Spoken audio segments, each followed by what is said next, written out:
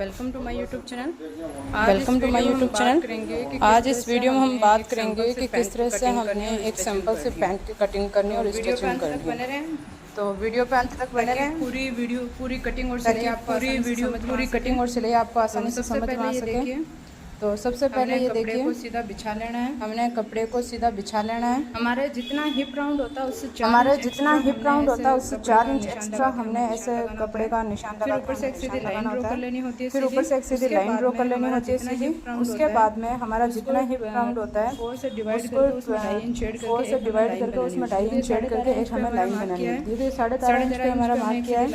13.5 inch पे हमने एक सीधी लाइन खींच लिया। उसके बाद 13.5 पे हमने क्रोच एरिया का निशान लगा देना है और वहाँ से सीधी लाइन ऊपर की तरफ भी हमने 13.5 पे निशान लगा दिया और हमने ये सीधी लाइन ड्रॉ करनी है। अब यहाँ से क्रोच एरिया पे हमने 2 से 2.5 इंच पे निशान लगाना है, क्योंकि यहाँ पे हमारी जो है हम कह सकते हैं बड़ा है, हम कह सकते हैं कि बड़ा है, इससे फिर नीचे से खींचेगा नहीं। ये देखिए, इस तरह से हमने इस पर निशान लगा लिया है।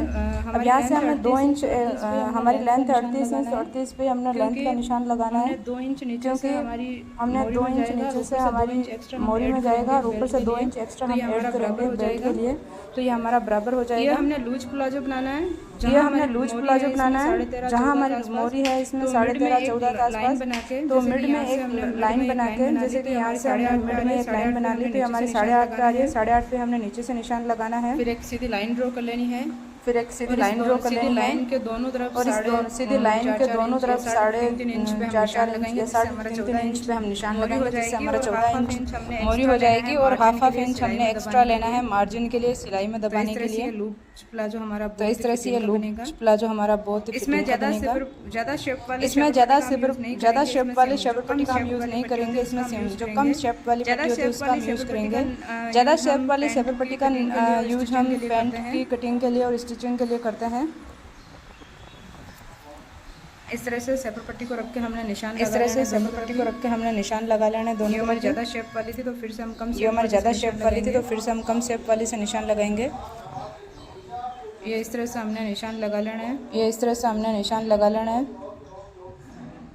अब हम एक बार थाई नाप लेते हैं। हमारी थाई हमारी थाई आई थी 12। तो इस तरह से थाई भी हमारी बराबर आ रही है। थाई में भी ये लूज रहेगा। किसी में थाई मोटी होती है, किसी की हिप बड़ा होता है, तो उस तरह से हमने मेजरमेंट। अब ये हमारा फ्रंट पार्ट है, इसके एजिट हमने ऐसे कटिंग कर लेनी है जैसे हमने मार्किंग किया। वैसे मार्किंग हमने लूजिंग को ऐड करते हुए और मार्जिन को ऐड करते हुए की है। ये देखिए, अब हमारा बैक पार्ट और फ्रंट पार्ट दोनों, जब हम लूज प्लाजो स्टिच करते हैं या सीधा प्लाजो स्टिच करते हैं, तो उनमें दोनों पार्ट सेम ही रहता है, लेकिन दोनों को अलग अलग इसलिए कट करना होता है क्योंकि हम पीछे से उसमें 2 इंच एक्स्ट्रा रखते हैं, तो हमारा नीचे की तरफ, ताकि जब हम बैठे तो हमारा नीचे की तरफ खिसके नहीं। कई बार आप देखते हो कि कई लोगों की पैंटें जो बैठते हैं तो नीचे की तरफ निकल आती है, तो इसलिए हमने ऊपर की तरफ से तिरछा 2 इंच एक्स्ट्रा रखने के लिए हमने इसको अलग से कट किया। बाकी आप चाहें तो साथ में भी कट कर सकते थे। ये फ्रंट पार्ट है हमारा। अब हम बैक पार्ट अब हम बैक पार्ट के लिए देखते हैं। हमने फ्रंट पार्ट की तरह बैक पार्ट के लिए पहले हमने फ्रंट पार्ट की तरह ही कपड़े को सेट कर लेना है। ये देखिए, ऐसा हमने कपड़े को सेट कर लेना है। 2 इंच ऊपर की तरफ से, इसके ऊपर हमने 2 इंच ऊपर की तरफ से छोड़ के फ्रंट पार्ट को बिछा लेना है और एज इट इस पे चौक से हमने मार्किंग कर देनी है। नीचे जहाँ मोरी पे हमने बराबर मिड वाला लाइन बनाई थी 8.25 या 8.5 पे हमारा जो निशान आया था उसको हमने बराबर कर लेना है कि कहीं हमारी पैंट तिरछे तो नहीं जा रही है। और इस पे एज ऐसे ही हमने मार्किंग कर लेनी है। ऊपर की तरफ से हमने मार्किंग नहीं की है। ऊपर की तरफ से हमने 2 इंच पे ऐसे मार्किंग करनी है इस तरफ से। और यहाँ पे ये देखिए 2 इंच पे हमने मार्किंग कर दी और यहाँ से हमने सीधे लाइन एक ड्रॉ कर दी। ये तिरछा में हमारा हिप बहुत ही अच्छे से मतलब हिप राउंड बन के आएगा और ये नीचे की तरफ खिसकेगा नहीं हमारा पैंट। ये देखिए, बाकी को हमने एज इट ऐसे ही कट कर लेना है। बहुत ज़्यादा चल रहा है तो ये हवा बहुत ज़्यादा चल रहा है तो हमारा कपड़ा उड़ रहा है। ये देखिए, इसकी अब हमने एज इट ऐसे ही कटिंग कर देनी है।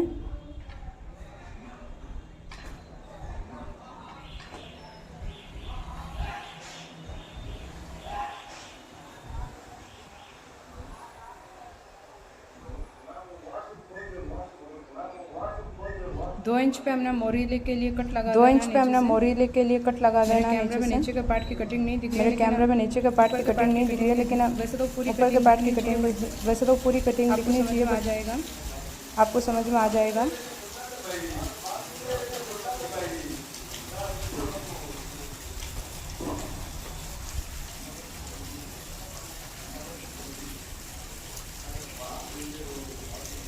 ये देखिए ऐसे तिरछे में हमने अब सीधा कट कर लेना है। अब इसकी हमारी पजामे की कटिंग, जो पैंट की प्लाजो की कटिंग हमारी हो चुकी है।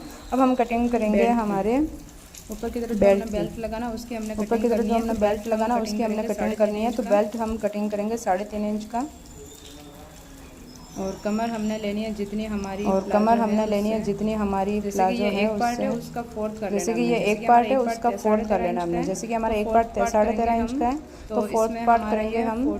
तो इसमें हमारा ये 43 या 44 के आसपास आएगा। तो इतना हमने लंबाई में कट कर लेना है, और चौड़ाई में हमने 3.5 इंच के आसपास कर लेना है। अगर आपकी कमर बेल्ट पतली है तो आप इससे कम कट कर सकते हैं। अगर आप चौड़ी वाली रबड़ या इलास्टिक लगाना चाहते हैं तो आप उस हिसाब से कट कर सकते हैं। फिर आपको लंबाई में भी उसी हिसाब से लेना होगा। अगर आप 2 इंच की लगा रहे हैं तो आप लंबाई में 2 इंच कम लें, और 1.5 इंच में लगा रहे हैं तो 1.5 इंच वाली लंबाई में कम लें। 2 इंच वाली ले रही हूँ तो मैं यहाँ पे 4 इंच, मैं 2 इंच वाली ले रही हूँ तो मैं यहाँ पे 4 इंच की लंबाई पे निशान लगा रही हूँ। अच्छा, कुछ लोग बोलते हैं बिना निशान का आइडिया से, कुछ लोग बोलते हैं बिना निशान का आइडिया से काट लेते हैं, तो वो जो ट्रेंड होते हैं वो काट सकते हैं। नए जो खिलाड़ी हैं उनको एक बार निशान लगाए वाली वो जो है, बिना निशान लगाए वाली वो जो है नहीं करना है।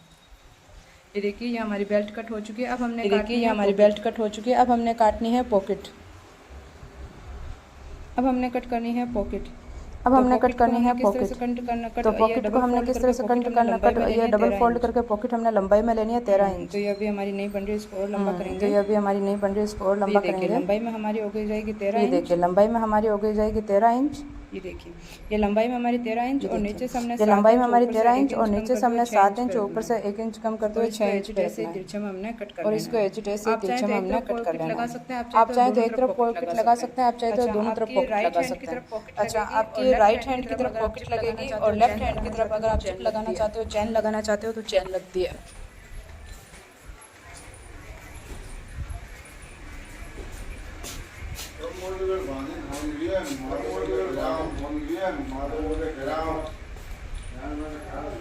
ये देखिए इस तरह से हमने पॉकेट कट कर लिया। ये देखिए इस तरह से हमने पॉकेट कट कर लिया, और पॉकेट किस तरह से लगानी है, सिलाई लगा लेनी है। पहले हमने दोनों क्रोच पे सिलाई लगा लेनी है। हमने दोनों क्रोच पे सिलाई लगा ली। अब हम यहाँ पे फ्रंट पार्ट पे पॉकेट अटैच करेंगे। पॉकेट किस तरह से अटैच करनी है इसकी वीडियो हमने यूट्यूब पे डाल दी है, तो आप मैंने दोनों तरफ किस तरह से मैंने दोनों तरफ पॉकेट लगाई है, क्योंकि कपड़ा बहुत पतला है, इसमें जिप लगाते हैं तो अब हमने थोड़ी इस पे दिक्कत दोनों होती तरफ है। से सीधी सिलाइयाँ अब हमने इस पे दोनों तरफ से सीधी सिलाइयाँ लगा लेनी है। ये देखिए इससे दोनों तरफ से हमने सीधी सिलाई लगा लेनी है।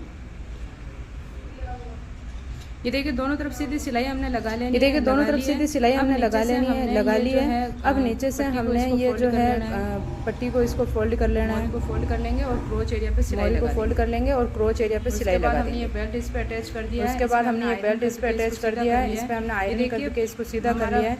ये देखिए हमारा प्लाजो जो है हमने